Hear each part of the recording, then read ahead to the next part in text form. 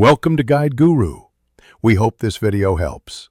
You start by creating and verifying a Dhgate account, then immediately apply to the affiliate program. This is the gating step. Once approved, set up payout info and tax forms so payments flow without holdups. Next, pick a narrow niche and shortlist 10 to 20 product listings based on price, reviews, and shipping times. This reduces friction later. Make sure to document affiliate ID and link formats now so you can build promotions quickly. Now you build promotions around the shortlisted products, generate deep affiliate links, and append consistent UTM parameters so tracking stays clean.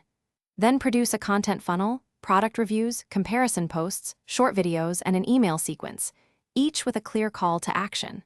Once done, connect link clicks to analytics and measure conversion rate and earnings per click. This tells you what to scale. Make iterative tweaks weekly, replacing low-performing links with better offers. Finish by optimizing and scaling what converts. Run a /B tests on headlines, thumbnails, and CTAs, then double down on winners. Once you hit positive ROI, scale via paid ads or influencer partnerships and reinvest a portion of profits to grow faster. If something breaks, here's the key troubleshooting tip.